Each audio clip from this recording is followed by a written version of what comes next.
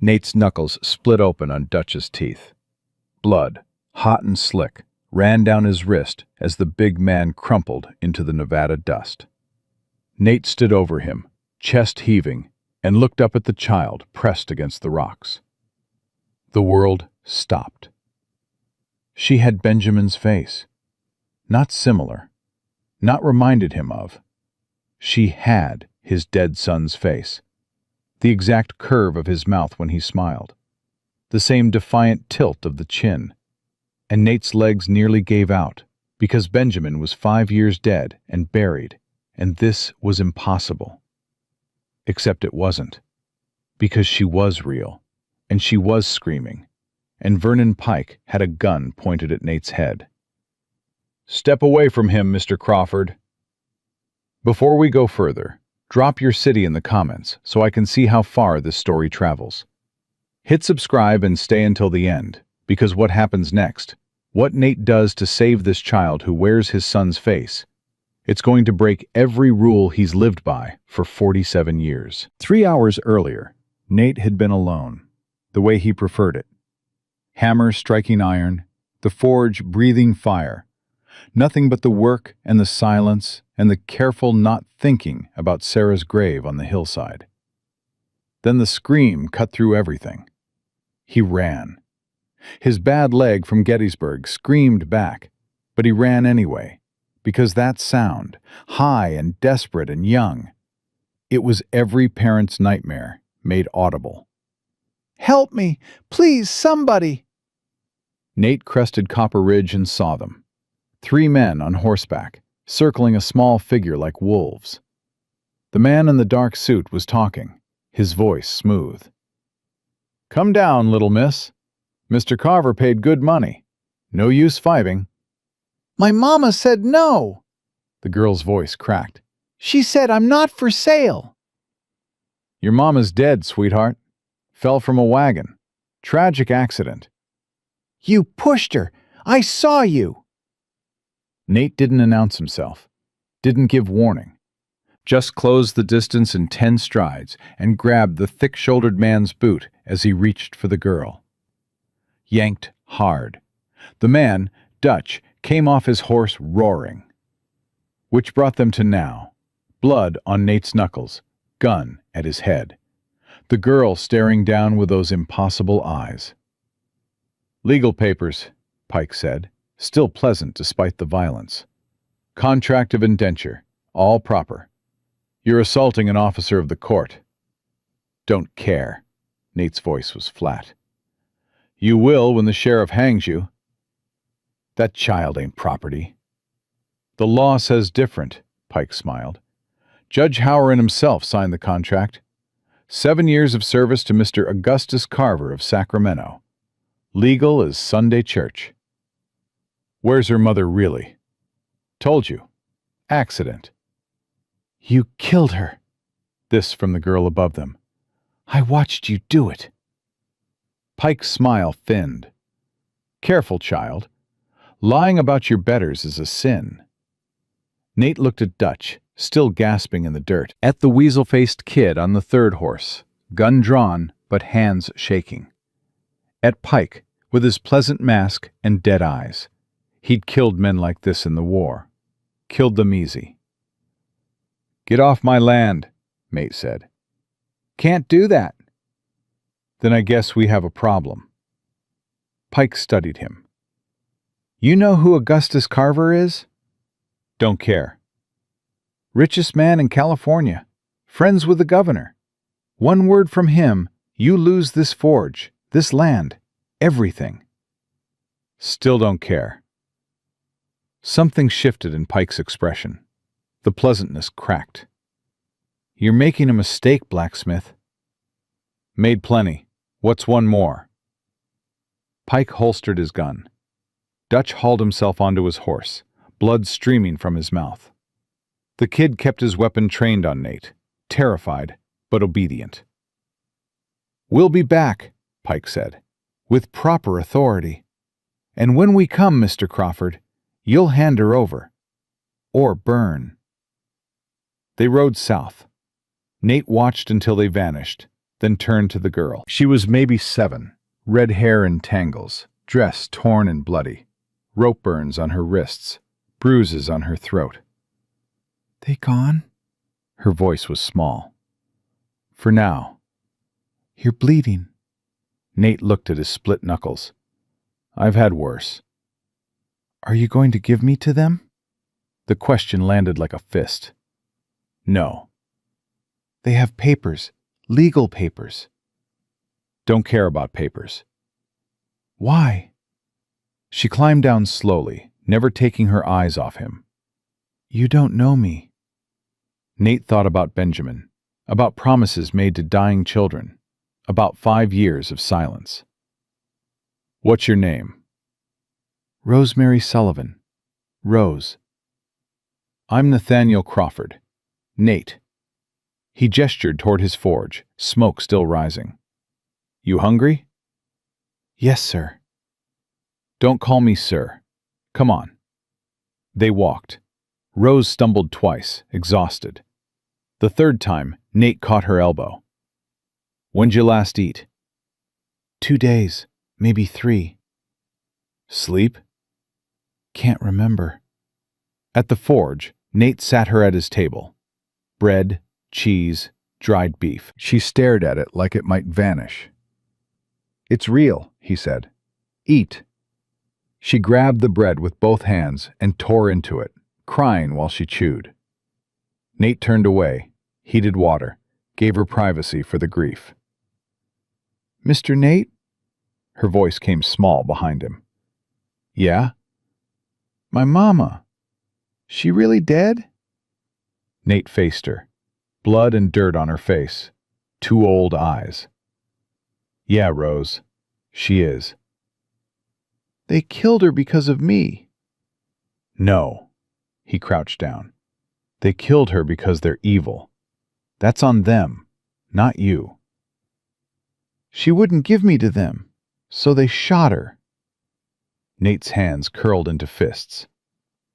"Tell me what happened." Rose's voice went flat, distant. "We were heading to Sacramento. Mama said she had work at a hotel. Then Mr. Pike stopped us. Had papers saying Mama owed Mr. Carver money. Mama said she never borrowed nothing, but Pike said the debt was legal. Said if she couldn't pay in money, she'd pay with me. For 7 years. Indenture." Mama grabbed the reins to run. Dutch caught the horses. Pike pulled Mama down. They were fighting, and Mama screamed for me to run, so I jumped and I hid in the rocks. Her voice cracked. And then I heard the gunshot. Just one. And Mama stopped screaming. "You see it happen?" "I saw Dutch push her. Saw her fall. Heard the shot." "Then it wasn't an accident." "Mr. Pike said it was. Said she slipped." "Pike's a liar." Nate stood. "And tomorrow, we're riding to Salvation Creek. There's a marshal there, Owen Blackwell. He's a good man. He'll help." "What if he has papers too?" "Then we'll figure something else out." Rose set down the bread. "Why are you helping me?" Nate looked at her, really looked. Benjamin's face. Sarah's red hair, maybe, but Benjamin's smile. "You remind me of someone." "Who?" "My son. He died 5 years back. Fever." "Oh." Rose's eyes filled. "I'm sorry." "Me too." Nate cleared his throat. "Come on, you need to wash and sleep. Tomorrow's going to be hard." He heated water in the big tub, left her alone to scrub off the days of dust and terror. When she emerged, wrapped in one of his old shirts, she looked impossibly small. "You can sleep in the back room," Nate said. "Was my son's. Been empty a while." "What was his name?" "Benjamin." "That's nice." She followed him to the small bedroom. "Will you stay? Just until I sleep?" "Yeah, I'll stay." She climbed into bed, pulled the quilt to her chin. Nate sat in the chair by the window. "Mr. Nate?" "Yeah?" They're going to come back, aren't they? Probably. Are you scared? Nate thought about Gettysburg, about watching men die, about killing them himself when he had to. No. I am. That's all right. Being scared is smart. Rose was quiet for a moment. In the rocks, when I was hiding, I heard Mama singing, right before the shot. She sang the song she always sang when I was scared. What song? Don't cry, little one. That's all I remember. Just those words. Nate's throat tightened. That's a good song. Will you remember it if something happens to me? Nothing's happening to you. But if it does, it won't. He leaned forward. I promise, Rose. I'm not letting them take you. You can't promise that. I just did. She studied his face, searching for truth. Whatever she found there seemed to satisfy her, because she closed her eyes. Nate watched her sleep, watched her face relax, watched the fear drain away. In the lamplight, she looked exactly like Benjamin. Exactly. He moved back to the main room, sat at the table. His knuckles had stopped bleeding, but they ached. Good. He wanted the reminder. Wanted to remember what he'd done, what he'd have to do again. Pike would come back, with the sheriff, with more men, with those legal papers and all the weight of civilization behind them. And Nate was just one man, a blacksmith with a bad leg and too many ghosts. But he'd killed before. Could kill again if he had to. Would kill again, he corrected himself. Not if, when. The thought should have bothered him. Didn't. He pulled out his service revolver, cleaned and loaded it. 6 shots. Pike and Dutch for sure. The kid, maybe, if he was stupid. That left 3 bullets for whoever else showed up. Not enough. He'd need the rifle, too. Outside, something moved. Nate was at the window instantly, gun drawn. Nothing. Just darkness and wind. He waited, counted his breaths like he'd done in the war. 1, 2, 3. Still nothing. He was turning away when he saw it. A piece of paper, tucked under a rock by the door. He stepped out carefully, gun raised, and retrieved it. The note was short, written in elegant script. Mr. Crawford, you have until sundown tomorrow to deliver the girl to Salvation Creek. Come alone. Comply, and this ends peacefully. Resist, and I'll burn your forge to the ground with both of you inside. The choice is yours. V. Pike. Nate crumpled the paper. Sundown tomorrow. That gave him maybe 16 hours. He looked back at the cabin, where Rose slept in Benjamin's bed. Looked at the forge he'd built with his own hands. Looked at the hillside, where Sarah and Benjamin lay buried. Then he looked north, toward the rocks where Pike and his men had camped. 16 hours. Nate went back inside, locked the door, and pulled both guns close. He didn't sleep, just watched the darkness and waited for dawn and the war that would come with it. Dawn came cold and gray. Nate had watched it arrive through the window, his back against the wall, both guns across his lap. He hadn't slept. Couldn't. Every sound outside had been Pike returning, every shadow a threat, until the darkness finally gave way to weak morning light, and he could breathe again. Rose appeared in the doorway, still wearing his oversized shirt, her red hair a wild tangle around her face. She looked at the guns, at Nate's bloodshot eyes, and understood immediately. They came back, she said. Left a note. We have until sundown to turn you over. Are we going to run? We're going to Salvation Creek, to the marshal. What if the marshal makes you give me back? Nate stood, joints popping after the long night. Then we'll cross that bridge when we come to it. Get dressed. We leave in 20 minutes. She didn't argue, just disappeared back into the bedroom.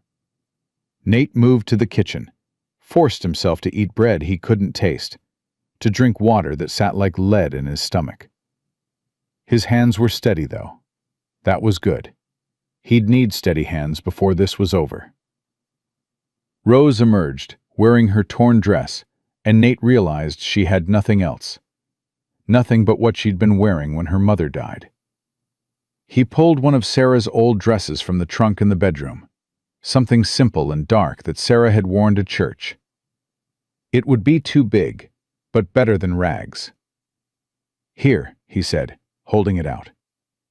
Rose touched the fabric carefully, like it might burn her. This was your wife's? She'd want you to have it. You sure? I'm sure. Rose changed quickly and came out swimming in dark wool, but she'd rolled the sleeves and tied the waist with a piece of rope and somehow made it work. She looked older in it, less like a child and more like a small person carrying weight no child should carry. They ate in silence. Then Nate saddled both horses, his gelding, a steady bay named Sergeant, and the mare he'd bought last year for hauling supplies. Rose watched him work, her face pale in the early light. "How far is Salvation Creek?" she asked. 3 hours if we push. 4 if we're careful." "Which are we being?" "Careful. Pike's men could be anywhere." He lifted Rose onto the mare, and she settled into the saddle like she'd done it before. "Your mama teach you to ride?" "Her and my papa, before he died." "What happened to him?" "Mine accident. I was 4. She gathered the reins. "Mama said he was a good man. Said I got his hair and his temper." "You got a temper?" "Mama said so." "I don't think so. I just don't like being told what to do." Nate almost smiled. Almost. "We might get along fine then." They rode out as the sun broke over the eastern hills, turning the valley gold. Nate kept them to the low ground, following creek beds and ravines, staying out of sight as much as possible. Every ridgeline was a danger, every open stretch a risk. Rose rode quietly for the first hour, then broke the silence. "Mr. Nate?" "Just Nate." "Nate, what if the marshal can't help us?" "Then we keep riding." "To where?" "Don't know yet. Colorado, maybe. Or north, to Oregon." "You'd leave your home? For me?" Nate glanced back at her, small and scared on the too big horse. "Already decided I'm not letting them take you. Everything else is just details." "But why? I still don't understand why." He pulled Sergeant to a stop, waited for Rose to come alongside. "You ever love someone so much it hurt?" "My mama." "Then you know. When Benjamin died, I thought that was it. Thought I'd never feel that again. That need to protect someone, to keep them safe. Thought that part of me died with him." He looked at her directly. "Then I saw you, and I felt it again. Don't know if that's God or fate or just luck, but I'm not questioning it. I'm just doing what needs doing." Rose's eyes filled with tears. "I'm not your son, though." "No, you're not. You're Rose, and that's enough." She wiped her eyes with the back of her hand. "Mama used to say family isn't just blood. She said it's who shows up when you need them." Your mama was right. They rode on. The sun climbed higher, warming the air, but not Nate's bones. He kept watching their back trail, kept listening for hoofbeats that would mean Pike had come early. But there was nothing. Just the wind and the creak of saddle leather and the steady rhythm of the horses' hooves on hard ground. Around noon, they stopped by a creek to water the horses. Rose slid down and immediately sat on a rock, her legs obviously aching. She was trying to hide it, but Nate saw. "You sore?" "A little." "We can rest longer if you need." "No, I'm fine. We should keep moving. Brave little thing. Nate filled the canteens and they ate the dried meat he'd packed, washing it down with cold creek water. Rose kept looking around, nervous. You think they're following us? She asked. Maybe. Or maybe they're waiting in Salvation Creek. What'll you do if they are? Depends on what the marshal says. And if he says to give me back? Nate met her eyes. I won't. Even if it's the law? The law said my people could own your people once upon a time. Law said a lot of things that were wrong. This is one of them. Rose was quiet for a moment. You really would fight them all? For me? Already did once. Don't mind doing it again. People are going to get hurt. People are already hurt. Your mama's dead. You've got rope burns on your wrists and nightmares that won't quit. The hurting's already happened, Rose. All I'm doing is making sure it stops here. She looked down at her hands, at the raw marks circling her wrists like bracelets of pain. Mr. Pike said I should be grateful. Said Mr. Carver was giving me opportunities, education and a trade, and a chance at a better life. Pike's full of shit. Rose's eyes widened. You cursed. Yeah, sorry, but he is. I know, just didn't expect you to say it. Sometimes the truth requires ugly words. Nate stood, his leg protesting. Come on, we're burning daylight. They mounted up and rode. The valley began to narrow as they moved east, the hills pressing closer. Nate didn't like it. Too many places for an ambush, too many blind corners.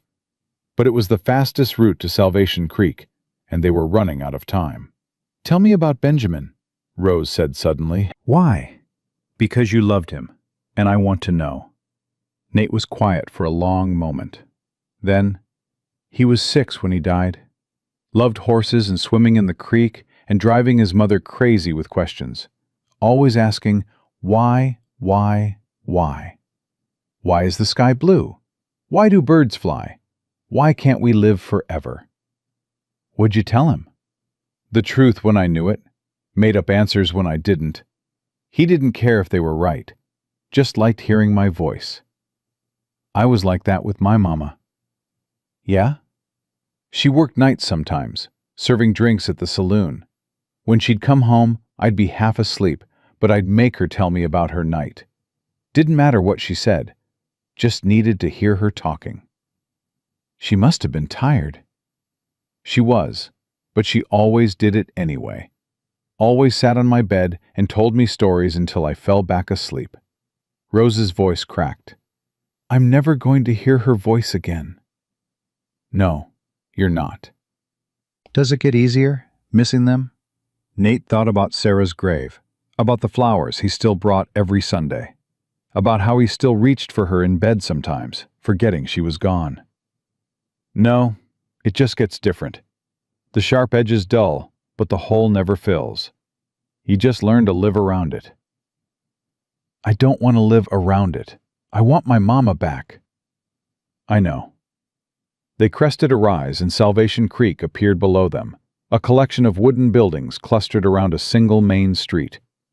Smoke rose from chimneys, and Nate could see people moving between the buildings, going about their business like the world wasn't falling apart. We're here, he said. Rose stared down at the town. What now? Now we find Marshal Blackwell and pray he's the man I think he is. They rode down the slope and onto the main street. People stopped to stare. A blacksmith they knew, but a blacksmith with a child? That was new. Nate ignored them, rode straight to the marshal's office at the far end of town. Marshal Owen Blackwell was sitting on the porch of his office, a cup of coffee in his dark hands, his tin star catching the afternoon sun. He was in his 50s, with gray threading through his hair, and scars on his face that spoke of a hard life. When he saw Nate, his eyebrows went up. Nathaniel Crawford. Didn't expect to see you today. Got trouble, Owen. I can see that. Blackwell stood, his eyes on Rose. "Who's the girl?" "Rose Sullivan. Her mother was killed 3 days ago. Men are trying to take her. Say they have legal papers." Blackwell's expression hardened. "Come inside." They dismounted and followed him into the office, a sparse room with a desk, 2 cells in the back, and a gun rack on the wall. Blackwell gestured to the chairs, and they sat. Rose stayed close to Nate, her hand finding his. "Start from the beginning," Blackwell said. Nate told him everything. The scream, finding Rose, the fight with Dutch, Pike's threats. Rose filled in the gaps, her voice small but steady, describing her mother's death and the contract and the blood on the rocks. When they finished, Blackwell was quiet for a long time. Then he said, "Vernon Pike. You know him?" "Know of him. Collection agent for Augustus Carver. Carver's a big man in California. Owns half of Sacramento, they say. Mines, hotels, shipping companies. And he's got a taste for young servants. Buys up indenture contracts, brings them to his estate, works them until they're used up." "That's slavery," Mate said. "Not legally. Indenture's different. It's a contract, signed voluntarily. Courts uphold them. Rose's mother didn't sign voluntarily. Pike killed her when she refused." "Can you prove that?" "I saw the blood. Saw the rope burns on Rose's wrists. And Rose saw them push her mother." Blackwell looked at Rose. "That true, child?" "Yes, sir. I saw Dutch push Mama off the wagon. She hit the ground, and then Mr. Pike shot her. Just once. And she stopped moving." "You're sure it was Pike who shot her?" Rose hesitated. I didn't see him pull the trigger. But I heard the shot, and he was standing over her, and he was the only one with a gun drawn." Blackwell ran a hand over his face. "That's not enough. Not against a man like Carver. He'll have lawyers, witnesses, documents, and Pike will swear it was an accident." "So what do we do?" Nate asked. "Best thing? You give the girl to me. I'll hold her here, safe, while I investigate. See if I can prove the mother's death wasn't an accident. If I can, the contract's void. And if you can't, then legally she belongs to Carver." "No." The word came out flat, final.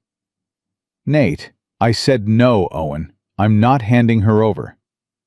"I'm trying to help you." "By putting her in a cell?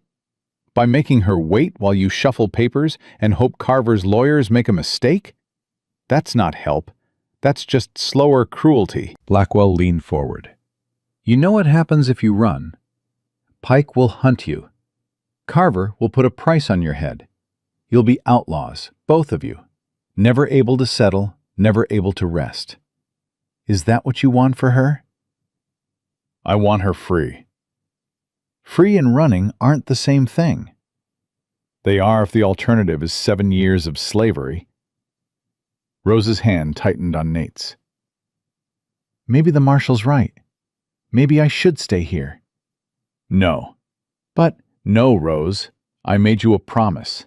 I'm keeping it." The door opened. Vernon Pike stepped through, 2 men flanking him. Not Dutch this time.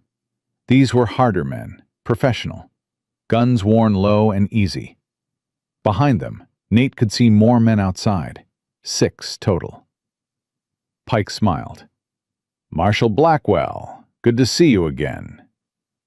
"Pike, I told you not to come back to my town." "And I told you I go where my business takes me."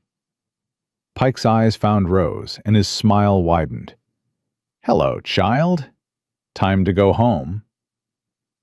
Rose shrank back against Nate. Blackwell stood, his hand near his gun. "She's under my protection right now," Blackwell said. "You'll have to go through me. I have a court order." Pike produced a document. "Signed by Judge Morrison this morning. Commands you to turn over one Rosemary Sullivan, age 7, to my custody. Failure to comply makes you in contempt. Blackwell took the paper, read it, his jaw tightening. Morrison's in Carver's pocket. Judge Morrison is a respected member of the California judiciary.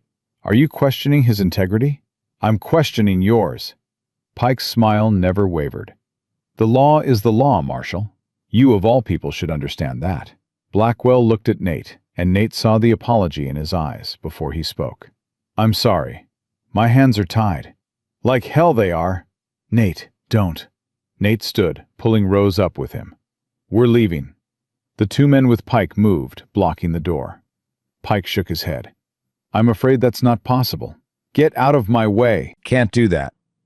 Nate's hand moved to his gun. The two hired men moved faster, weapons clearing leather. Blackwell's gun came up too, but he was aiming at Pike's men, not at Nate. Easy, Blackwell said. Nobody needs to die here. I disagree, Nate said quietly. I think Pike needs to die very much. Pike laughed. Threats, Mr. Crawford?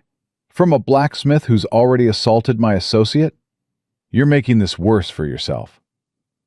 Don't care. You should, because if you walk out that door with the girl, I'll burn your forge to the ground. I'll salt your land.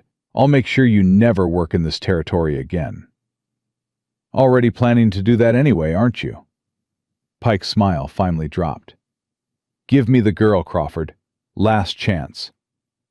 No. The room went silent.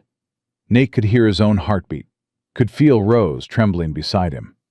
6 against 2, and Blackwell might not even be on his side. The math wasn't good, but the math had never been good. Not since he'd found Rose under those rocks. Then Blackwell spoke. Pike, you got 5 seconds to get out of my office. Pike's head snapped toward him. Excuse me? You heard me. Get out. I have a court order from a crooked judge 300 miles away. Doesn't mean shit here. This is my town, my jurisdiction, and I'm telling you to leave. Marshal, you're making a terrible mistake. 4 seconds. Pike's men shifted, uncertain. Blackwell's gun stayed steady. 3. You're choosing a blacksmith and a runaway over the law? I'm choosing right over wrong. 2. Pike stared at him, calculating. Then he backed toward the door. This isn't over. Never thought it was. 1. Pike and his men left. Through the window, Nate watched them mount up and ride slowly out of town. Pike looking back once, with murder in his eyes. Blackwell holstered his gun and turned to Nate. You've got maybe 6 hours before he comes back with real authority. Maybe a federal marshal. Maybe the cavalry. I can't stop that. I know. So what are you going to do? Nate looked down at Rose. What I have to. Which is? Still figuring that out. Blackwell sighed. There's a line shack 2 days north, up in the high country. Empty this time of year. You could hole up there while I try to sort this out legal-like. And if you can't? Then you keep running until you hit Canada. Rose spoke up, her voice small. I don't want to run forever. Might not have a choice, child, Blackwell said gently. There's always a choice, Nate said. We just haven't found it yet. Blackwell pulled a map from his desk drawer and spread it across the wood. Line shack's here, near Copper Lake. Remote. Pike won't find you easy. Nate studied the map, but his mind was already working through the problem. Running meant living in fear, meant Rose growing up looking over her shoulder, never settling, never having a home. He'd lived like that during the war, and he wouldn't wish it on anyone, especially not a child. There's another way, Nate said slowly. I'm listening. We go after Carver. Blackwell's head snapped up. You've lost your mind. Have I? Pike's just an employee. Cut off the head, the body dies. Augustus Carver is untouchable. He's got money, power, politicians in his pocket. And he's got a weakness. Nate looked at Rose. He wants her. Specifically her. Why? Rose shook her head. I don't know. Mama never said anything about him. Pike mentioned education, training. He said Carver wanted you young enough to mold. That's not just about cheap labor. That's personal. Blackwell sat back down heavily. What are you thinking? I'm thinking men like Carver don't get their hands dirty. They hire people like Pike.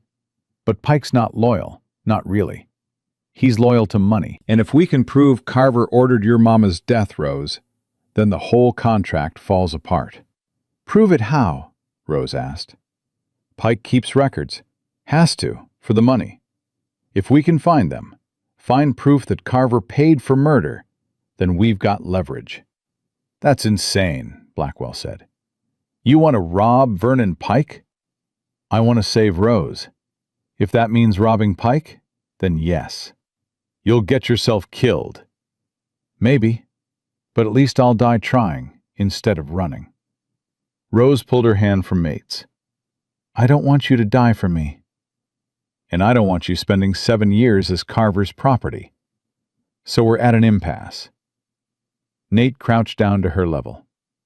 Listen to me. Your mama died protecting you. Died so you could run, could hide, could be free. I'm not going to waste that. I'm not going to let her sacrifice mean nothing. But no buts. I'm doing this. Only question is whether you trust me enough to let me. Rose's eyes filled with tears. I trust you. Good. Nate stood and turned to Blackwell. Where would Pike be staying? If he's smart, Hotel Carson, south end of town. If he's stupid, he's camped outside, waiting for reinforcements. He's not stupid. No, he's not. Blackwell stood. I can't help you with this, Nate. Can't be seen helping you break the law. I know. But I also can't be everywhere at once. Might need to check on some trouble out at the Hensley Ranch. Might take me an hour, maybe 2, to ride out there and back. Nate understood. Appreciate it, Owen. Don't thank me yet. You get caught, I never saw you.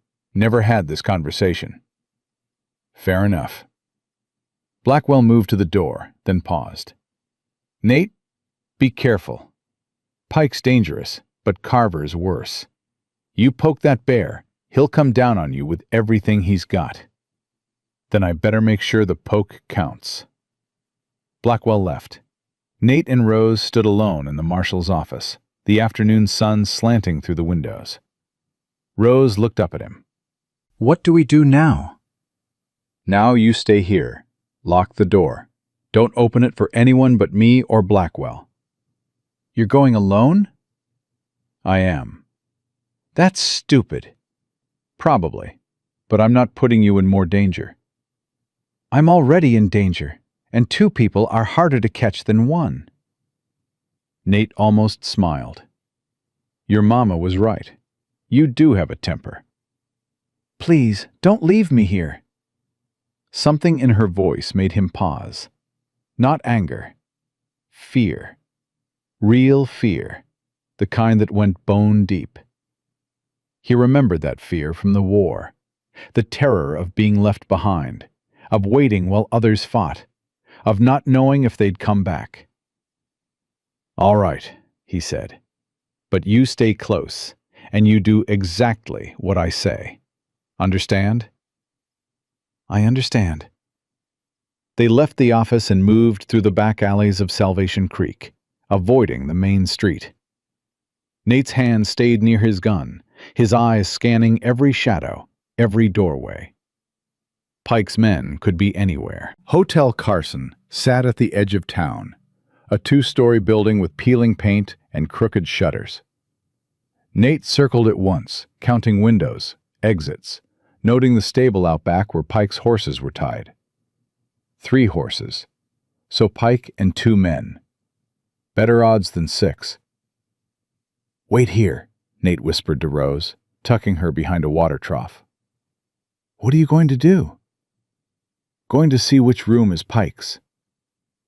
He moved to the hotel's rear entrance, tried the door. Locked. He pulled a thin piece of metal from his pocket, something he'd made at the forge years ago for when he locked himself out of his cabin. Slid it into the lock, felt for the mechanism, twisted. The lock clicked open.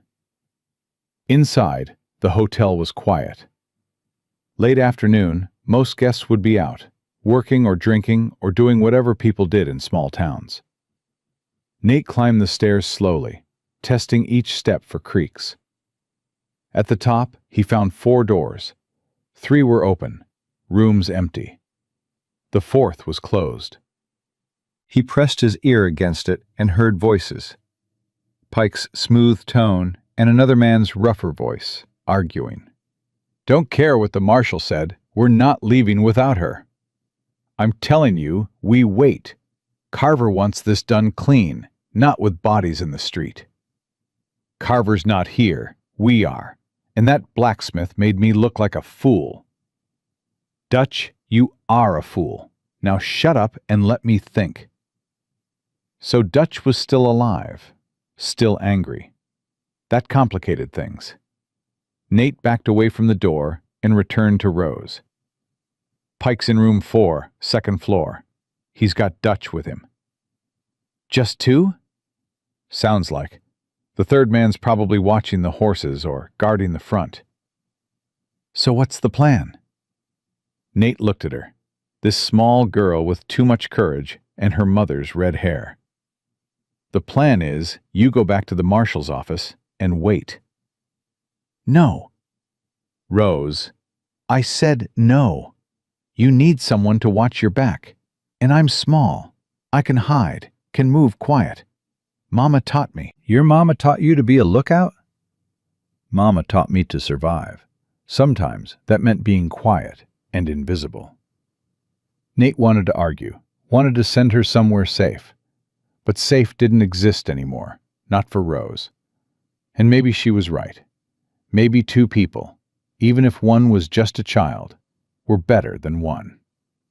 "You see trouble, you run. Don't wait for me, don't try to help. Just run. We clear?" "Clear." They went back inside. Nate positioned Rose at the top of the stairs where she could see both the hallway and the front entrance below. Then he moved to room 4 and knocked. The voices inside stopped. Footsteps approached. The door opened a crack and Dutch's battered face appeared, his jaw still swollen from where Nate had hit him. "You!" Dutch snarled. Nate kicked the door hard. It slammed into Dutch's face and the big man stumbled backward, cursing. Nate was through in a second, gun drawn, finding Pike standing by the window. "Don't move," Nate said. Pike's hands went up slowly, but he was smiling. "Mr. Crawford, I wondered when you'd do something stupid. Where are your records?" "My what?" "Don't play. You keep records of your contracts, your payments, everything. Where are they?" "And why would I tell you?" Dutch was getting up, blood streaming from his nose. Nate swung the gun toward him. "Stay down." "Make me, you son of a—" Nate shot him. Not to kill, just winged his shoulder, enough to put him back on the floor. The gunshot was deafening in the small room. Dutch screamed, clutching his arm. Pike's smile vanished. "You just shot an unarmed man." "He was armed with stupidity. Now answer my question. Where are the records?" "You think killing me will save the girl?" "Carver has copies of everything. The contract's ironclad." "Then you won't mind showing me." Pike's eyes flicked to the dresser. Just a glance, barely noticeable, but enough. Nate moved to it, keeping the gun on Pike, and pulled open the top drawer. Inside was a leather satchel, heavy with papers. "Touch that, and you're a thief as well as an assailant," Pike said. "Add it to my list." Nate grabbed the satchel. "Rose, time to go." Her footsteps came fast down the hallway. She appeared in the doorway, saw Dutch bleeding on the floor, and her face went white. "Is he—" "He's fine. Let's move." They ran. Down the stairs, out the back, into the alley. Behind them, Pike was shouting, "Stop them! Someone stop them!" The 3rd man appeared from around the corner, gun drawn. Nate didn't hesitate, fired once, hit the man in the leg. He went down, screaming. Nate grabbed Rose's hand, and they ran toward the main street. People were emerging from buildings, drawn by the gunshots. Nate saw the general store owner, the bartender, Mei Chen from the laundry, all of them staring. "Someone get the marshal!" Pike's voice carried from the hotel. "That man just robbed me!" Nate kept running, pulling Rose toward where they'd left the horses. But more men were appearing, blocking their path. Men Nate didn't recognize. Men who worked for Pike, or Carver, or just men who followed orders without asking questions. They were trapped. Nate backed up against the wall of the bank, Rose behind him, guns sweeping across the growing crowd. There were too many. Even if he fired every bullet, he couldn't stop them all.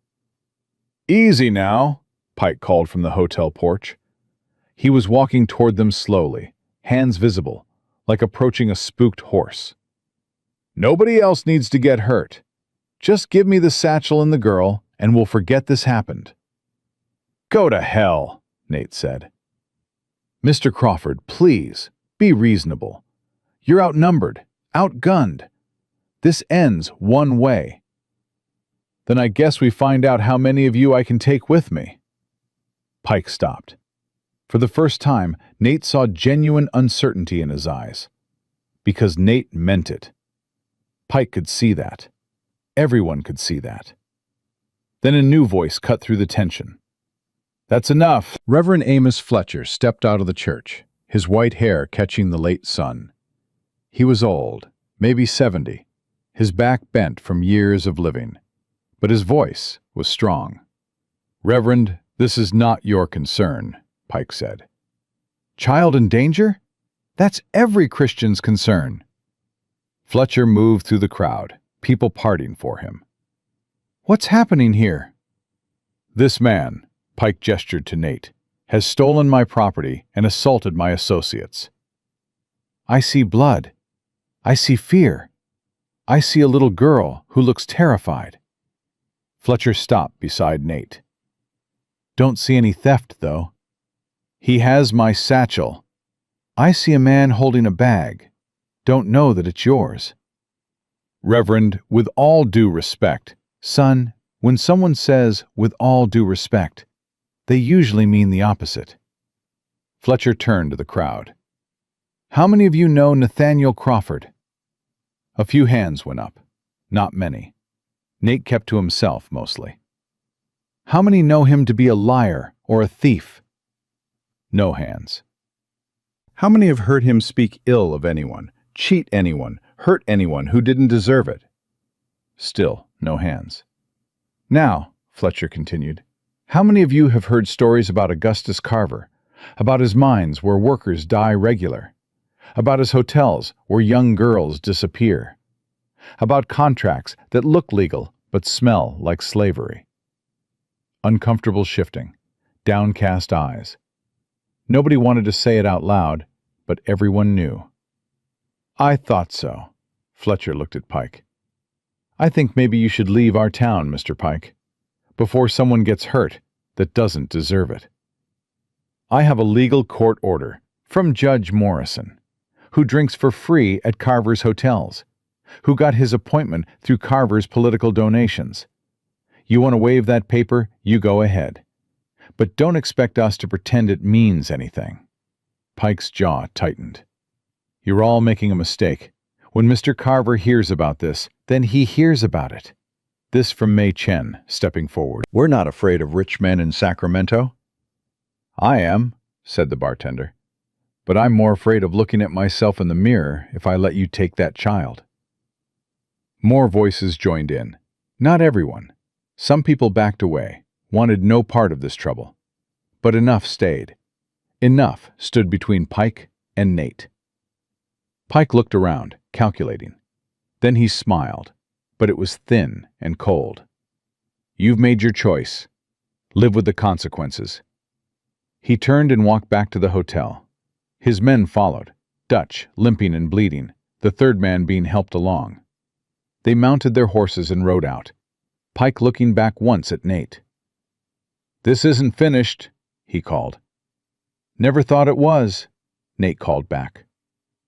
When they were gone, Fletcher turned to Nate. "You all right, son?" "I've been better. Thank you, Reverend."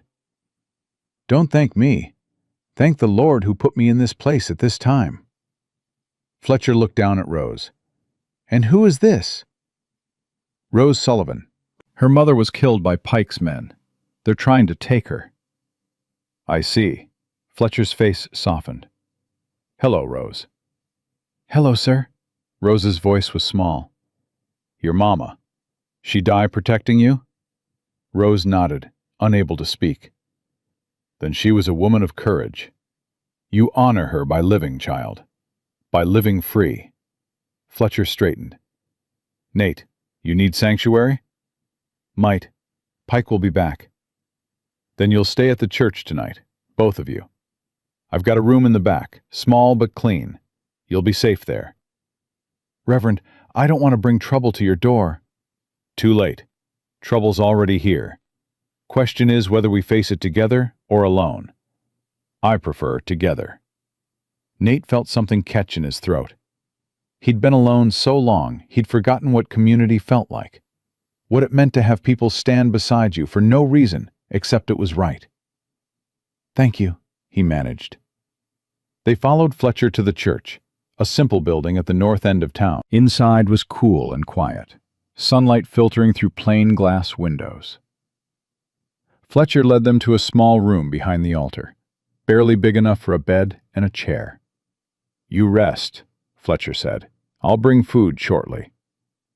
When he left, Rose sat on the bed and looked up at Nate. People helped us. They did. Why? Because sometimes people surprise you. Sometimes they choose right over easy. Will it be enough when Pike comes back? Nate opened the satchel and spread the papers across the bed. Contracts, receipts, letters. He read through them quickly, his hands starting to shake. "What is it?" Rose asked. "Your mama didn't borrow money from Carver. She never signed anything." "But the contract."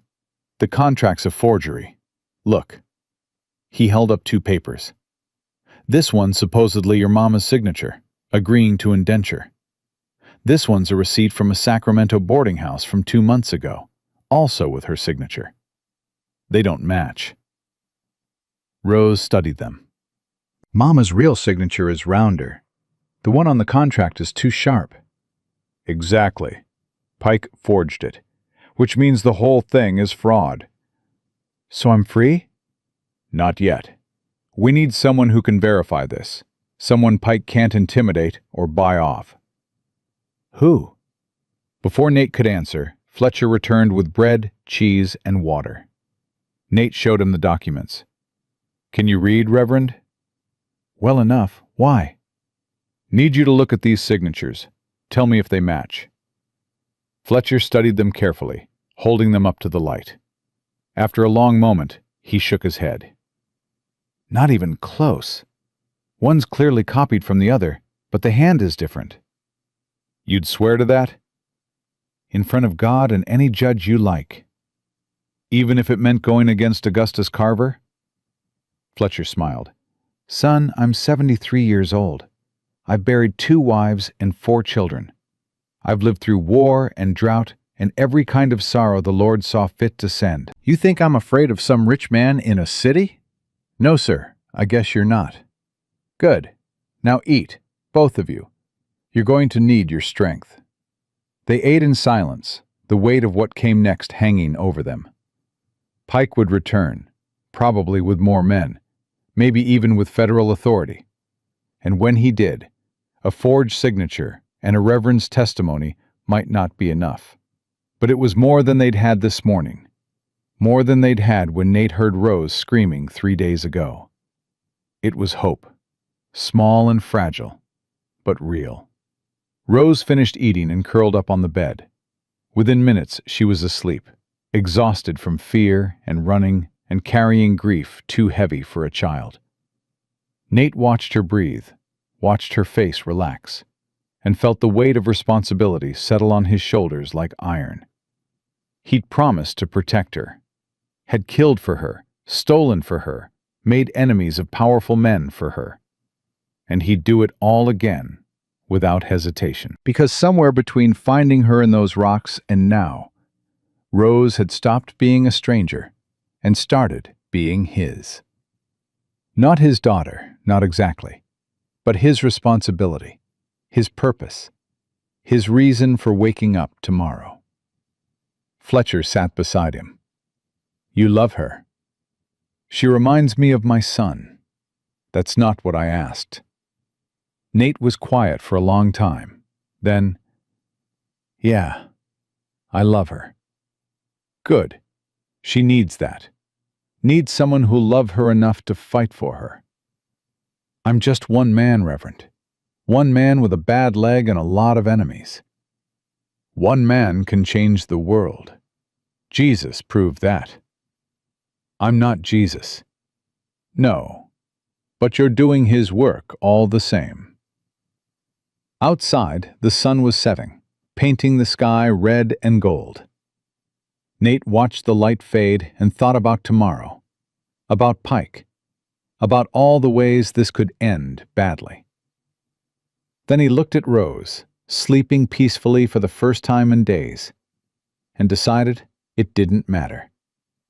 Whatever came, he'd face it. For her. Always for her. Nate woke to the sound of horses. Not 2 or 3, but many. The thunder of hooves on hard-packed earth that meant an army, not a posse. He was on his feet instantly, gun in hand, moving to the window. Dawn was breaking, pale and cold, and in the gray light he counted them. 20 men, maybe more, riding in formation down the main street. At their head rode Vernon Pike, his arm in a sling, but his back straight. And beside him was someone new. A man in an expensive suit, silver-haired and commanding, sitting his horse like he owned the world. Fletcher appeared in the doorway. That's Augustus Carver. You sure? Saw his picture in the Sacramento newspaper last year. He's come himself. Rose stirred on the bed, her eyes opening, fear flooding her face when she heard the horses. They're back. Yeah. Nate moved away from the window. Get dressed, quick. She was already moving, pulling on her shoes, smoothing down Sarah's old dress. Her hands were shaking, but her face was set, determined. Whatever came, she'd face it standing. Outside, Carver's voice rang out, cultured and precise. I'm looking for Reverend Fletcher. I'd like a word. Fletcher squeezed Nate's shoulder. Stay here. Let me talk to him. Reverend, trust me, son. Fletcher walked out of the church and stood on the steps. Nate watched through the crack in the door, Rose pressed against his side. Mr. Carver, Fletcher said, didn't expect to see you in our humble town. Reverend Fletcher. Carver dismounted smoothly, his movements practiced. I apologize for the early hour. I'm here on a matter of some urgency. I expect you are. I'm told you're harboring a fugitive, a blacksmith named Nathaniel Crawford, and a child who belongs to me. Belongs to you? Interesting choice of words. Carver smiled, but it was cold. Perhaps I should say, a child who is contractually obligated to me. I have legal documents, all in order, witnessed and notarized. The child's mother sold her indenture to cover debts. Quite standard. Except the mother's dead. Yes, tragic accident, I'm told. But the contract survives the signatory. The child is legally mine. Fletcher descended the steps slowly. And if I told you the signature was forged? I've asked you to prove it. I can. Got 2 documents right here, both supposedly signed by Margaret Sullivan. One's real, one's not. Any fool can see the difference. Carver's expression didn't change. Reverend, I admire your conviction, but I have the full weight of California law behind me. Federal marshals, judges, politicians. What do you have? A small town and an old man's testimony? I have the truth. Truth is flexible, Reverend. It bends to whoever has the power to shape it. Carver gestured to his men. I don't want trouble here. Give me the child, and we'll leave peacefully. Everyone goes home. No one else gets hurt. Can't do that. Can't or won't? Both. Carver sighed, like a disappointed teacher. Then I'm afraid you leave me no choice. Mr. Pike, execute the warrant. Pike dismounted, pulling a document from his coat. By order of Judge Morrison, and with the authority of the California Territorial Government, I am authorized to search any building, seize any property, and arrest anyone who interferes. He looked at Fletcher. Step aside, Reverend. No. I don't want to hurt you. Then don't. Pike moved toward the church. Fletcher didn't budge. For a moment, they stood face to face, old preacher and young collector, neither willing to bend. Then Nate stepped out, Rose's hand in his. I'm here, Pike. No need to go through the Reverend. Carver's eyes found Rose, and something flickered in his expression. Satisfaction, maybe. Or hunger. There she is. Hello, child. Rose pressed closer to Nate, silent. She doesn't want to talk to you, Nate said. What she wants is irrelevant. She's 7 years old. Children don't make their own decisions. Carver dismounted and walked closer, his movements unhurried. I'm offering her opportunities, Mr. Crawford. Education, training, a chance at a better life than her mother could have provided. By making her a servant? By teaching her discipline and skills. She'll learn to read, to write, to manage a household. When her 7 years are complete, she'll be released with money and references. She could work anywhere, be anything. If she survives 7 years. I treat my servants well. That why 3 of them ran away last year? That why 1 of them turned up dead in the Sacramento River? Carver's smile froze. Rumors, lies spread by competitors. Or truth you don't want told. Nate pulled the documents from his pocket. Your contract's a forgery. Rose's mama never signed it. Pike killed her when she refused, then forged her signature and called it legal. Prove it. Already have. Reverend Fletcher verified the signatures don't match. And I'm willing to bet, if we dig deep enough, we'll find other contracts, other children, other mothers who conveniently had accidents when they wouldn't cooperate. Carver's expression hardened. You're making serious accusations, Mr. Crawford. Defamatory accusations. I could have you arrested for slander. Go ahead, long as Rose stays free. She won't. She's mine. The law says so.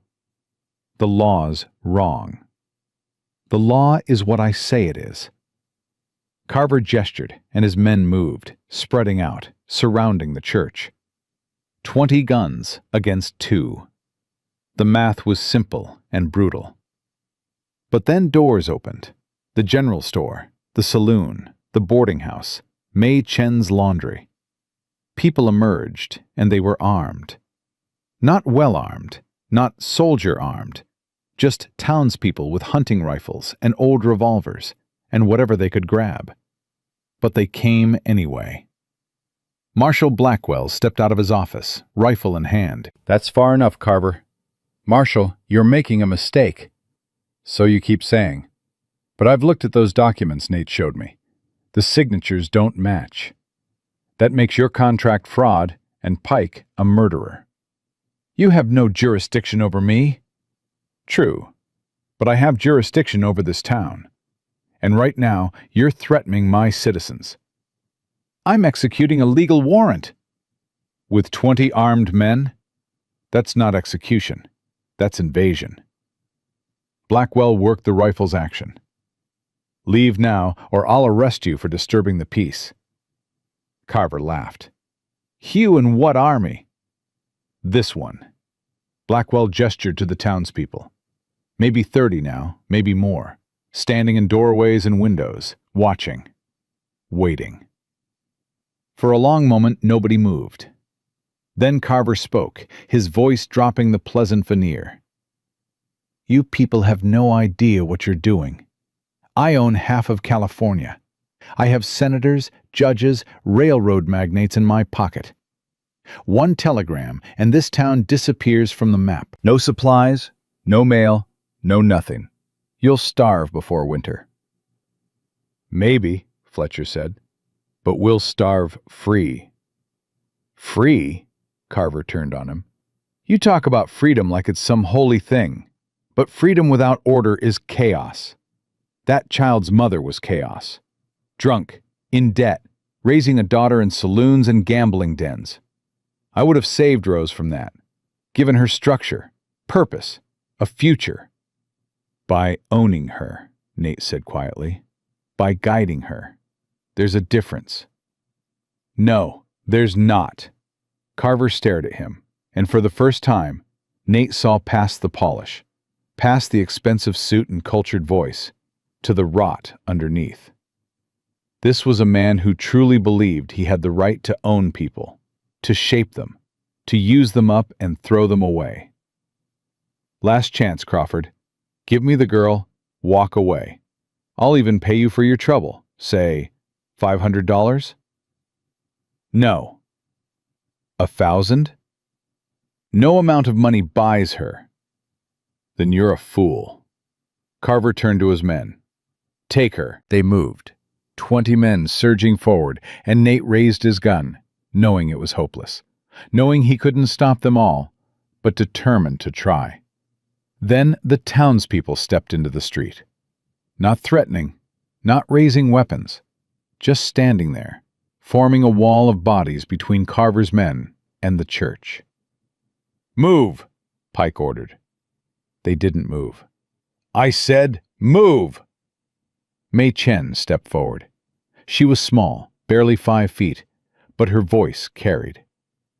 You want the child? You go through us. You're obstructing justice. We're protecting a little girl. You figure out which one God judges. Pike looked at Carver. Carver's jaw tightened, his hands curling into fists.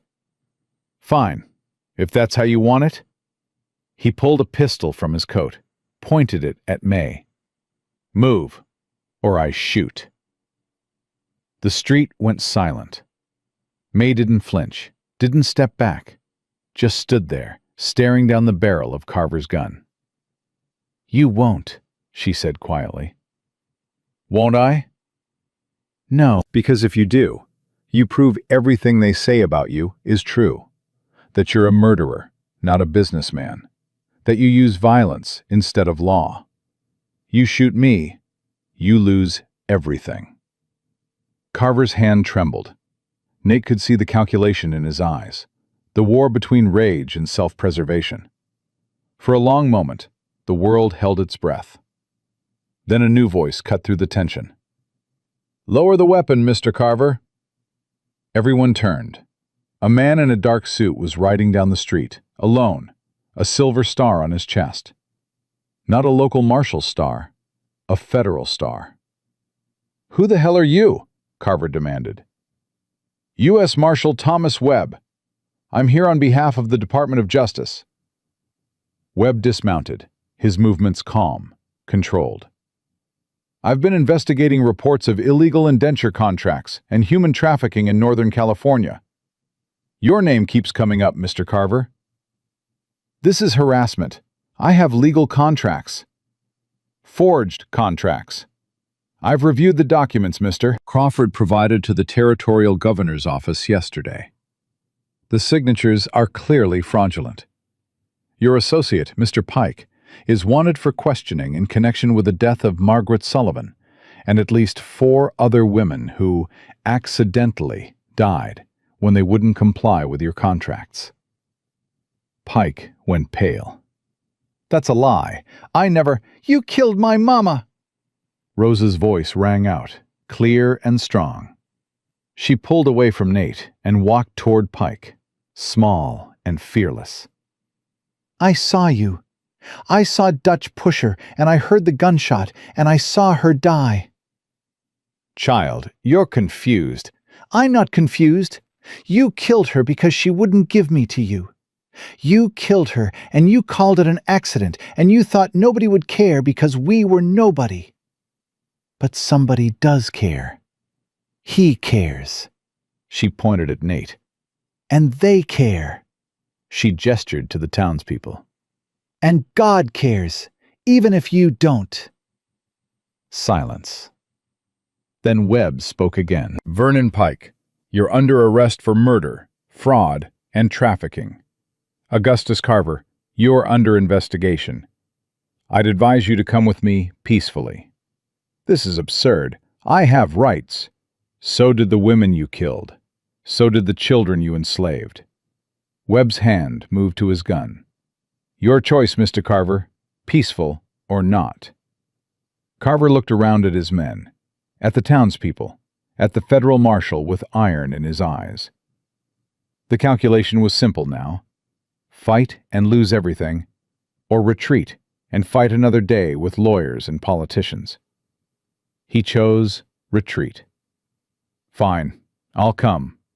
But this isn't over. I'll have lawyers in San Francisco within the week. I'll bury all of you in paperwork and legal fees until you beg for mercy. You're welcome to try, Webb said. Won't change the fact that you're finished. Pike tried to run.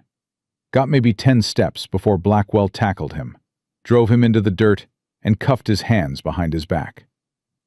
Pike was screaming, crying, begging. It was Carver. It was all Carver. I just did what he told me. I didn't want to hurt anyone. Save it for the judge, Blackwell said, hauling him up. Webb took custody of both men, loaded them onto horses, their hands bound. Carver's men scattered, disappearing like smoke. No loyalty once their employer was in chains. As they rode out, Carver looked back at Rose one last time. You'll regret this, child. You could have had everything. I already have everything, Rose said quietly. I have family. When they were gone, the street erupted. People cheering, crying, hugging each other. May Chen was sobbing, Fletcher was praying, and Blackwell just stood there shaking his head like he couldn't believe it was over. Nate knelt down in front of Rose. You all right? I'm scared. Me too. But we won. We did. She threw her arms around his neck, and Nate held her. This child who wasn't his blood, but was his heart, and felt something break open inside him. Not grief this time. Something else. Something like hope. Fletcher came over, his old face wet with tears. The Lord works in mysterious ways. That he does, Nate agreed. What now? What will you do? Nate looked at Rose. What do you want to do? She pulled back, wiped her eyes. Can I stay with you? If you want. I want. If you'll have me. Rose, I've been alone for 5 years. Been empty for 5 years. You filled that up. So yeah, I'll have you. If you'll have me. As what? You're not my papa. No, but I could be, if you wanted, if that's something you'd want.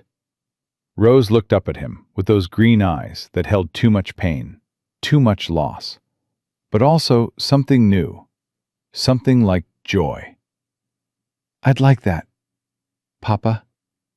The word hit him like a bullet, like a blessing. Papa. He was someone's papa again. Not Benjamin's. Benjamin was gone, and always would be. But Rose's. And that was enough. That was everything. Come on, he said, standing. Let's go home. They walked through the town together, Rose's hand in his, and people called out congratulations, offered food and supplies for the journey back. May Chen pressed a package of dried fruit into Rose's hands. The bartender gave Nate a bottle of whiskey. Fletcher promised to visit soon, to check on them, to make sure they were all right. At the edge of town, Blackwell caught up to them. Nate, hold up!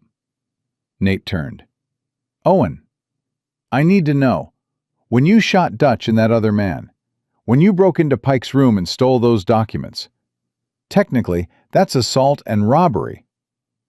Technically, yeah. I should arrest you.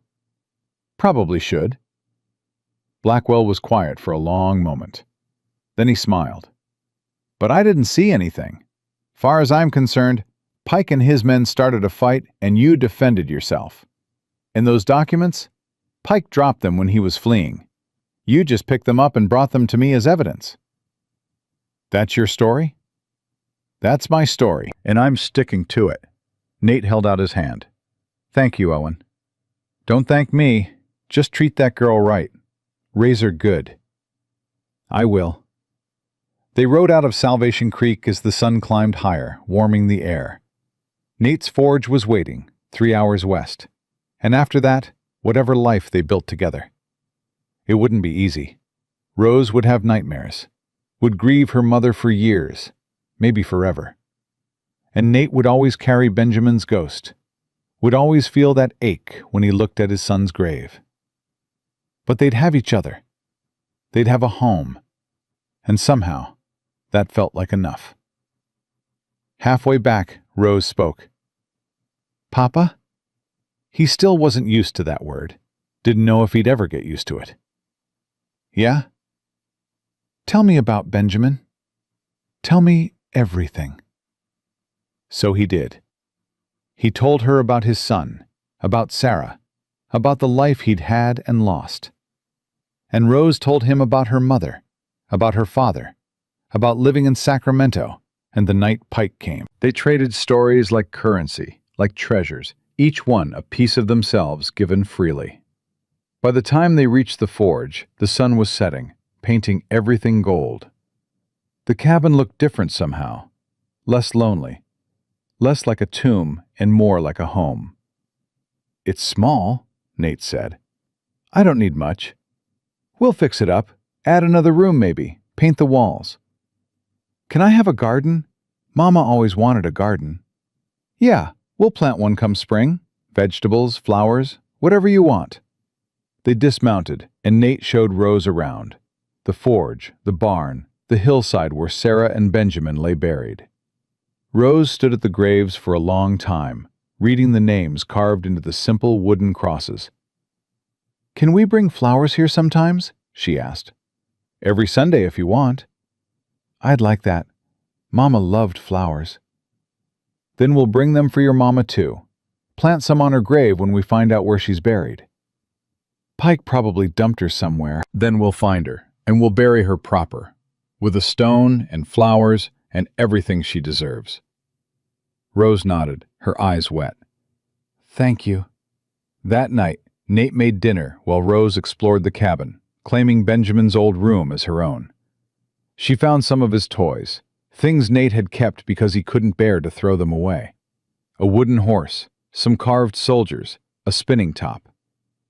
Can I keep these? She called out. They're yours. You sure? I'm sure. Benjamin would have wanted someone to play with them. They ate together at the table, the first real meal they'd shared. After, Nate cleaned the dishes while Rose sat by the fire, yawning. Time for bed, he said. Will you stay until I fall asleep? Every night if you need me to. He sat by her bed while she curled under the quilt Sarah had made, the same quilt that had covered Benjamin. Rose's eyes were already heavy, exhaustion pulling her under. Papa? Yeah? I'm glad I found you. I'm glad I found you too, Rose. Do you think Mama's watching? From heaven? I know she is. Then she knows I'm safe. She knows. Rose's eyes drifted closed. Nate started to stand, but her hand shot out, grabbed his. Don't go yet. I'm right here. Promise? Promise. He sat there in the darkness, holding his daughter's hand, and thought about promises. The ones he'd broken, the ones he'd kept, the ones he was making now. He'd promised Benjamin he'd get better, and that had been a lie. But he'd promised Rose he'd keep her safe, and that was truth. the deepest truth he knew. Outside, the wind whispered through the valley. Inside, a child slept peacefully for the first time in days. And Nathaniel Crawford, blacksmith, widower, father again, watched over her and knew that whatever came next, whatever trials or troubles, they'd face them together. Because that's what family did. Not the family you were born into, but the family you chose, the family you fought for, the family you built from love and loss and everything in between. Rose's breathing evened out, and Nate finally stood, moved to the doorway. He looked back once at the small form under the quilt, at the red hair spilling across the pillow, at the face that was hers alone, not Benjamin's, not anyone else's, just Rose's.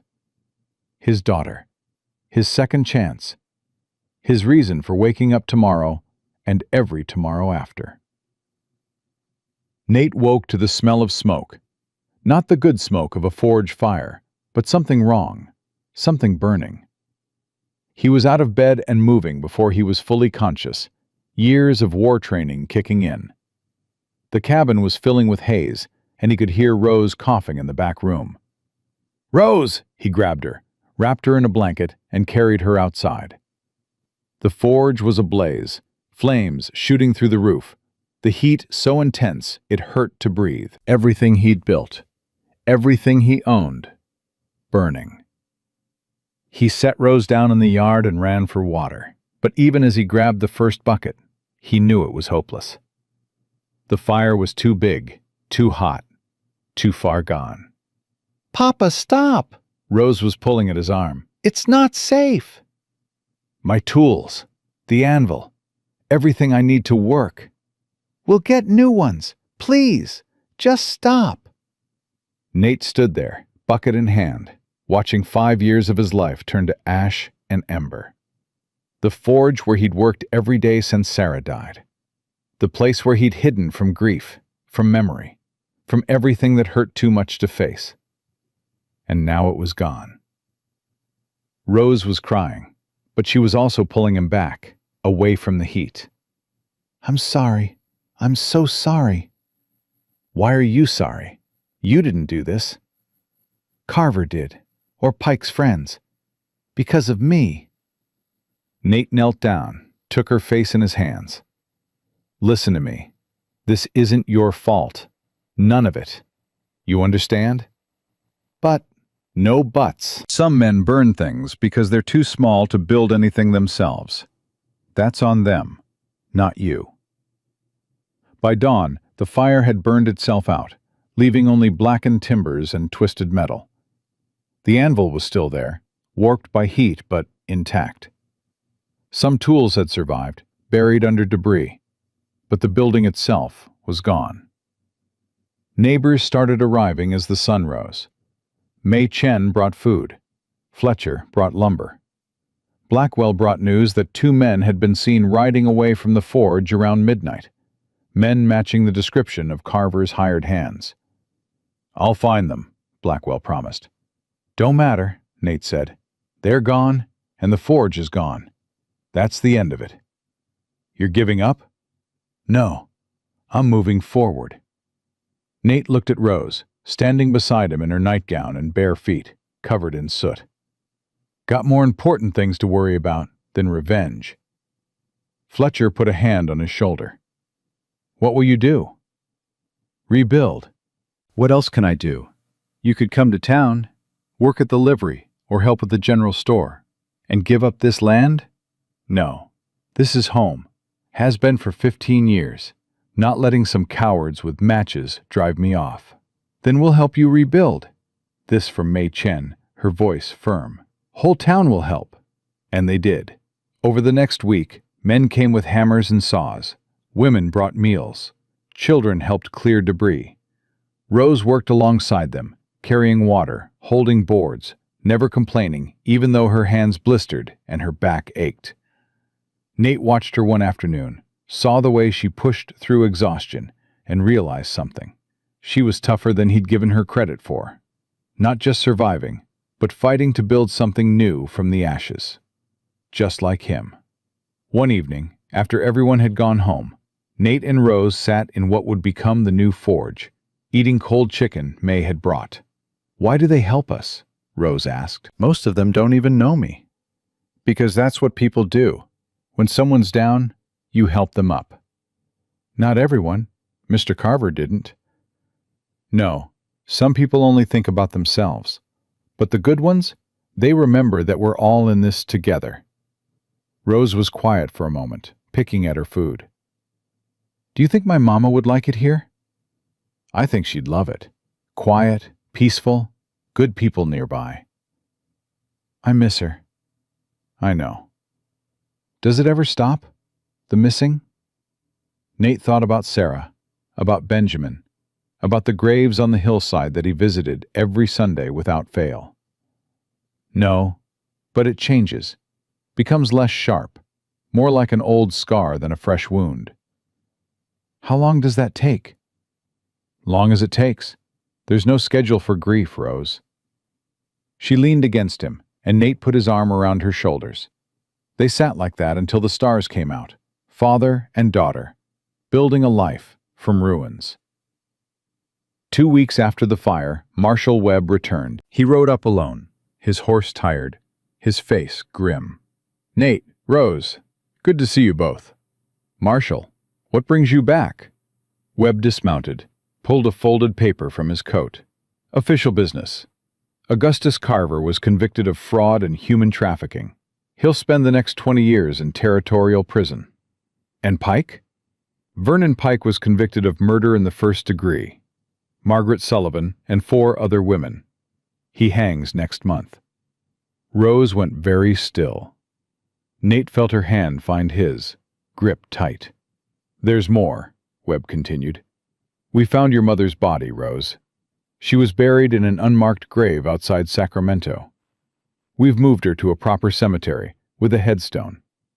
I thought you'd want to know." "Where?" Rose's voice was barely a whisper. "Sacramento City Cemetery, Plot 47, Row D. I had them put her name on the stone. Margaret Ann Sullivan, beloved mother." Tears were streaming down Rose's face now. "Can we go see her? Can we bring her flowers?" "Course we can," Nate said. "Soon as the forge is rebuilt, we'll take a trip to Sacramento. Visit your mama. Make sure she's resting peaceful." Webb nodded. "There's one more thing. Carver's estate is being liquidated to pay restitution to his victims. That includes you, Rose.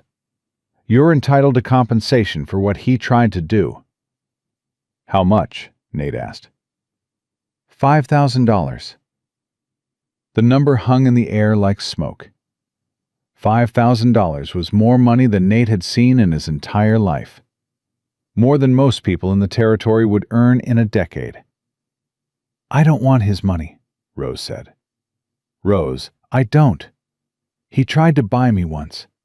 I won't let him do it again, even from prison." Webb shifted uncomfortably. "It's not about him buying you.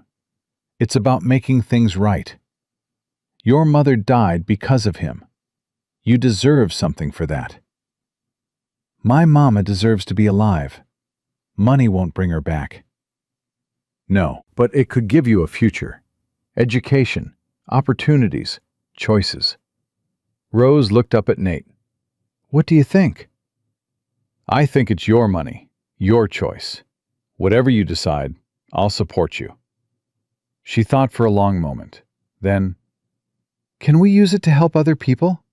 Kids like me, whose parents died or who got taken by men like Carver?" Webb's expression softened. "I'm sure we could arrange that. Set up a fund, help children who need it." "Then that's what I want. All of it. Every penny."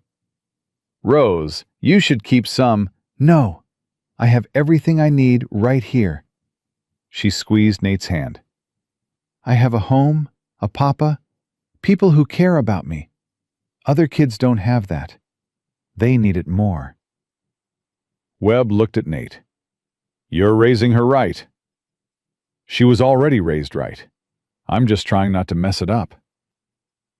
After Webb left, Nate and Rose walked up to the hillside where Sarah and Benjamin lay buried. The graves were well tended, flowers growing around the simple crosses. Nate had planted them years ago, tended them through every season, kept them beautiful, because it was all he could do. Rose knelt beside Benjamin's grave, traced the carved letters with her finger. Benjamin Crawford, beloved son. I wish I could have met him. He would have liked you. Would have tried to get you to play soldier with him, probably. He loved games. What was his favorite?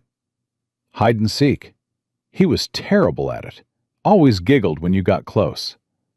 Rose smiled through her tears. Mama was terrible at it, too.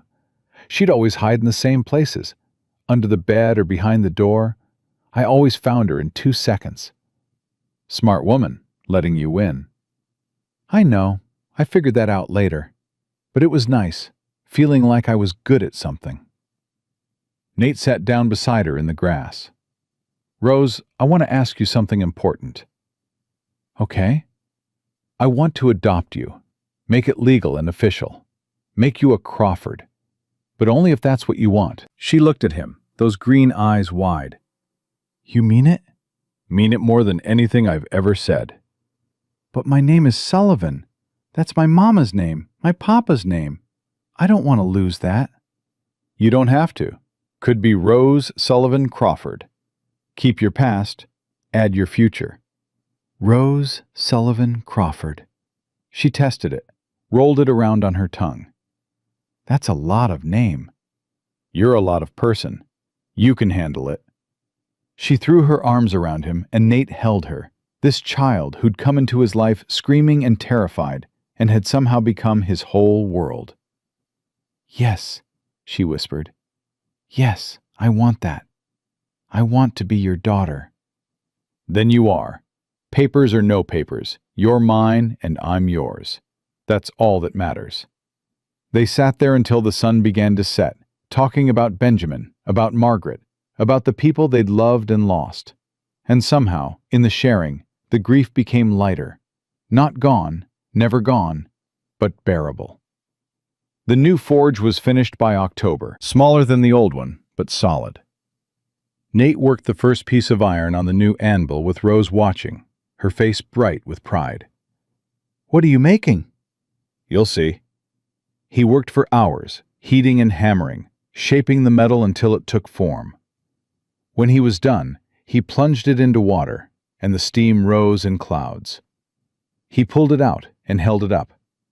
A garden gate, delicate and strong, with roses worked into the ironwork. For your mama's grave, he said. When we visit Sacramento, we'll bring this. Make sure she has something beautiful. Rose touched the metal roses, her fingers tracing the petals. It's perfect. She was your mama. She deserves perfect. In November, they made the trip to Sacramento. 3 days there, 3 days back, and 1 day standing at Margaret Sullivan's grave. Nate installed the gate while Rose planted flowers, her hands gentle in the earth. Mama always wanted a garden, she said softly. Said when we settled somewhere permanent, she'd grow roses and sunflowers and everything beautiful. Then we'll make sure she has one here. Come back every year, tend it, keep it growing. Rose stood and brushed dirt from her hands. Papa? Yeah? Thank you. For all of this. For everything. Don't thank me for doing what any decent person would do. But not everyone did. Most people looked away. You didn't. Nate put his arm around her shoulders. Your mama died protecting you. Least I could do was finish what she started. They stood there in the quiet cemetery, the iron roses gleaming in the afternoon sun. And Nate felt something settle in his chest. Not peace exactly, but something close. Acceptance, maybe. The understanding that loss was part of life. But so was love, and you couldn't have one without the other. Winter came hard that year. Snow piled deep around the cabin, and the forge stood silent for weeks at a time. But inside, there was warmth. Nate taught Rose to read using Sarah's old Bible. Rose taught Nate to sing the songs her mother had taught her, including the one that had haunted him since the day he found her. "Don't cry, little one. The dark will pass away. Don't cry, little one. Tomorrow brings the day." Simple words, a simple melody, but it meant everything.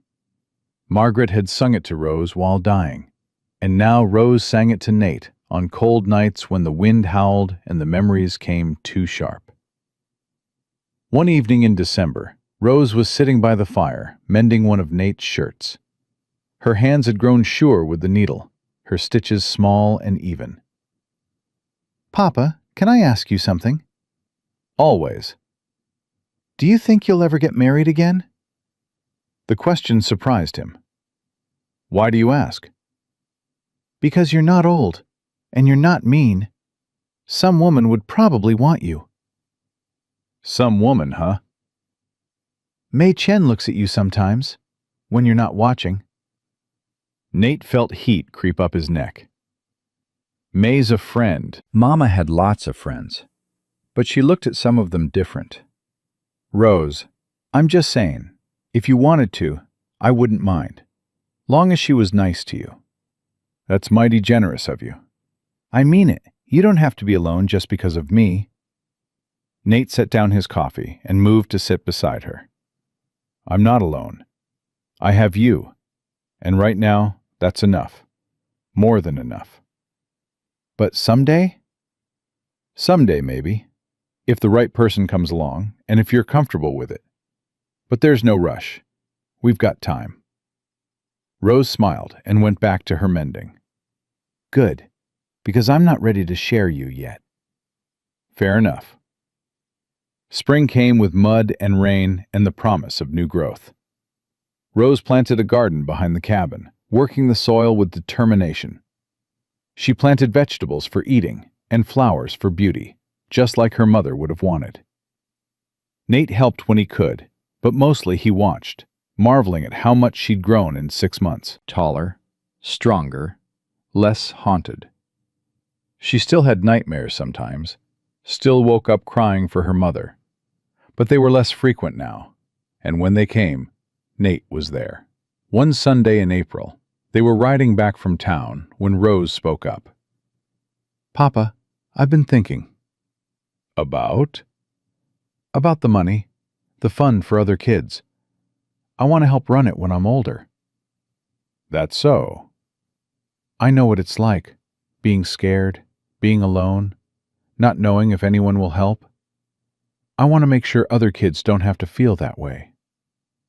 "That's a good dream, Rose." "Is it just a dream? Or can I really do it?"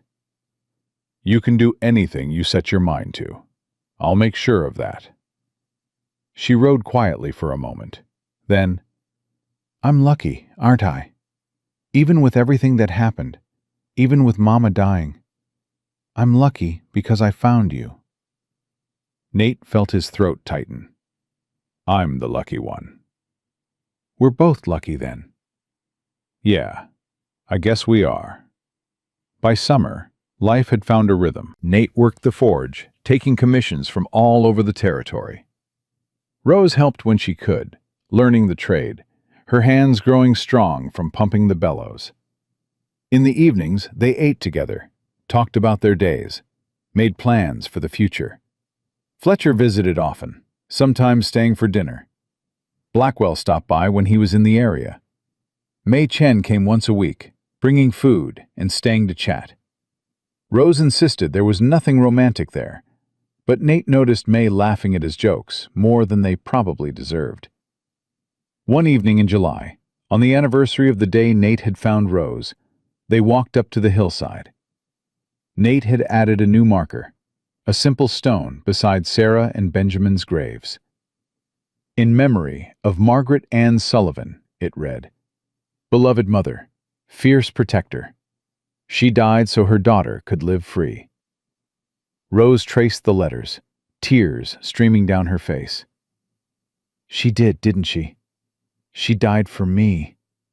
She did. Because that's what love does. Sacrifices everything for the people who matter. Like you did. You could have given me to Pike, kept your forge, kept your life simple. But you didn't.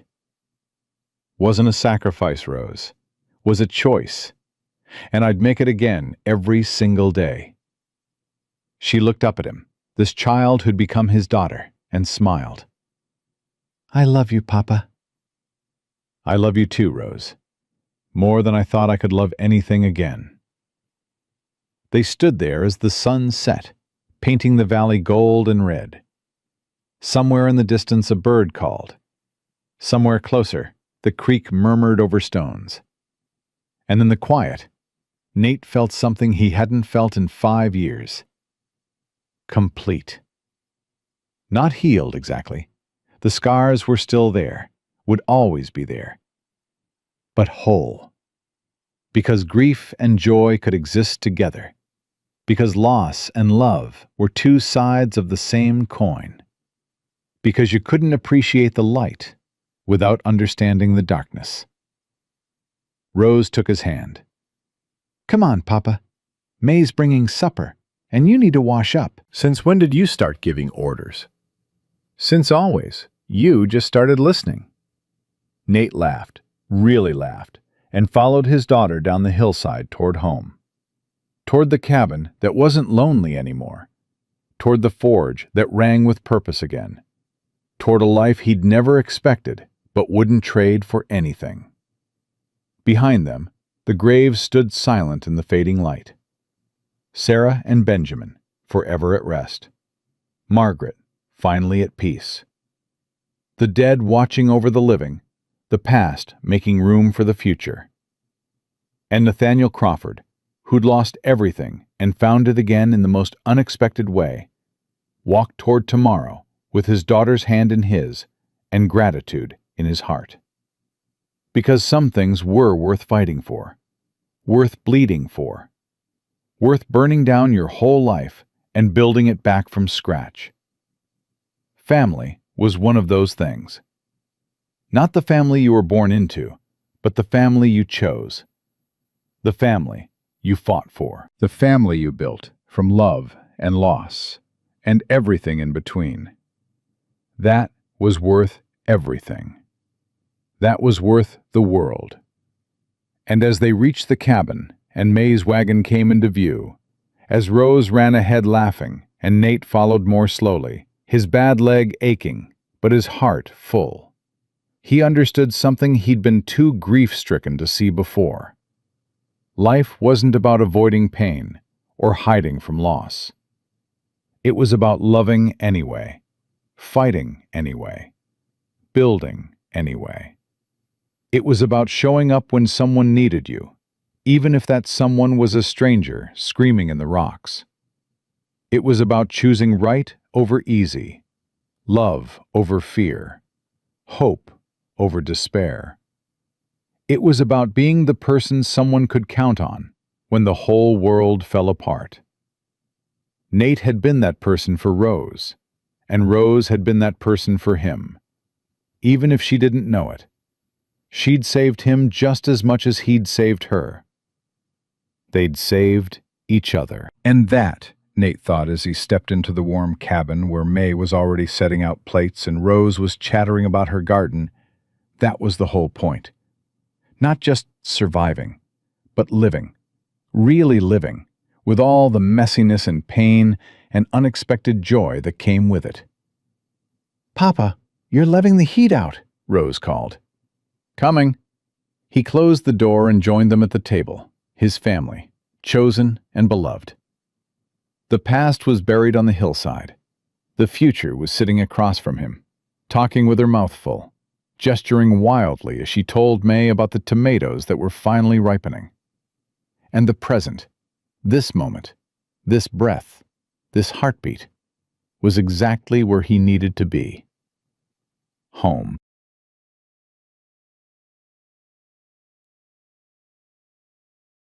Oh, well, I took this past week off. It was not the best week for me. Just to say the least. It was my last week of officially of work at the current employer. And so it was a bit stressful, to be real. So that's why I wasn't live this past week. But here we are. We're finally live. We're back. Well, welcome in. I know. Normally I do have like 3 times a week kind of schedule. Yeah, no, it's going to be better for sure. I'll get my mojo back to like have energy to do shit like applying for jobs and just all the fun, shenanigans that I want to get up to as well. Like this awesome 3D printer that Malfunk gave me. And then stuff like that, set up another one. Because I already had a 3D printer, but having a smaller one will make it easier to like print smaller jobs for the cosplay projects and stuff like that. Yeah, no, we're doing all right. How was your week? Or sorry, your weekend? I mean, we just started a new week, right? So yeah. Okay, this isn't so bad. Yeah, I can definitely fix that looser bit. But I feel like it feels like it's but I know it's just because it's just looser there. That's all. And I tightened it up here. So that's why it's looking a little wonky. But yeah, things are chill. For the most part, I can't complain.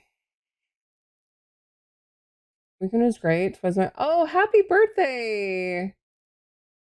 Just a gaming stream? Hell yeah. That's awesome. Fuck yeah. I love to hear it. Wait, what the fuck is this about?